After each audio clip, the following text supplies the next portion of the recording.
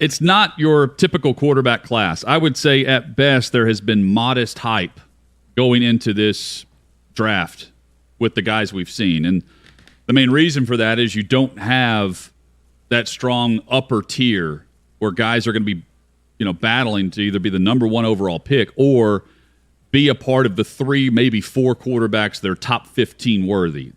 That's not the case this year, just on the 30,000-foot view of how news is coming out of Mobile. But 2 guys have actually will go into the draft process and go into the combine later this month with a lot to gain based on what they've done and followed up on the Senior Bowl. First is Malik Willis from Liberty. He's at the top of the list of those who have risen to the occasion this week. It's been bad weather there. When I say bad weather, they practiced in the rain yesterday, and some quarterbacks really struggled with that. Willis apparently performed very well. His mobility is what people will point to as a key strength. I think there's still plenty to refine in reading on him about the mechanics, about his technique at the position, but you're drafting him on someone that you can polish, but someone that has all the athletic traits and the skill for an offense you can design for a lot of what we're seeing across the league right now. The other one is kind of the opposite of Willis. It's Carson Strong at Nevada. He is 6'4", 220, 25 pounds. I mean, whenever I hear that, I'm thinking Big Ben type guy. He's not very mobile, more of a pocket passer, but he is a passer. If you look up his numbers for Nevada, he threw it over 520 times, and he completed 70% of his passes. Like 36 touchdowns to 8 interceptions. He didn't turn it over much, completed a lot of his passes, only averaged 8 yards per completion.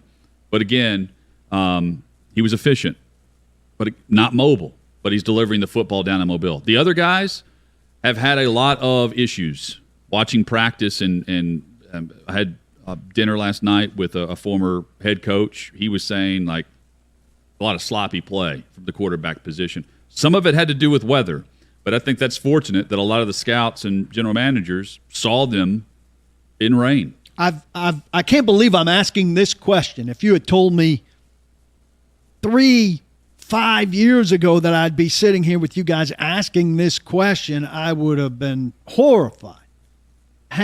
Because I'm a pocket passer guy by nature. But is a guy like Carson Strong outdated now?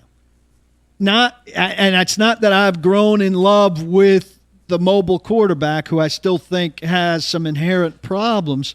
The question is, are there offensive lines anymore that are going to allow a traditional pocket passer to excel? Because as we've seen the weaponry get great, and as we've seen the mobile quarterbacks get better, what has suffered in terms of the prospects coming up, you don't see offensive lines are going to give the quarterback 2.5-3 seconds on a regular basis to throw.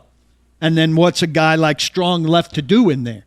Well, Matthew Stafford would like a word, one half of the Super Bowl equation, that it can still work. But how many coming up? Chad, well, how many of the younger guys are Burrows? I've always thought that it's a great thing to possess, right? The ability to move, to make a play with your legs, to get out of trouble. You don't have to be Lamar Jackson, but you got to be able to escape. Yeah, well, Strong is good in the pocket. Yeah, he's just not mobile. You brought up 2 guys, Carson Strong, Malik Willis. I'm very interested in a guy that's kind of in between both of them, Desmond Ridder, who has really impressed at Senior Bowl at times, but has also sporadically looked a bit like Josh Allen looked, quite frankly, in the build-up in the draft, where he just throws these crazy inaccurate passes every now and again. Every 5th pass, you have no idea where it's going. Now, Josh Allen is the exception, not the rule in terms of accuracy. Getting better. But Desmond Ridder has flashed at times, and he's a 6'4" guy who's got a strong arm and can run.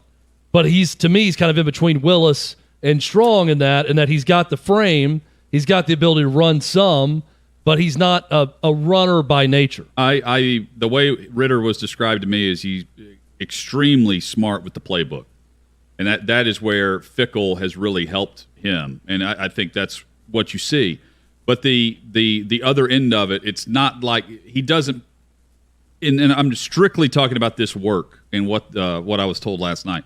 This week has not been a wow week for Desmond Ridder. There have been some nice plays.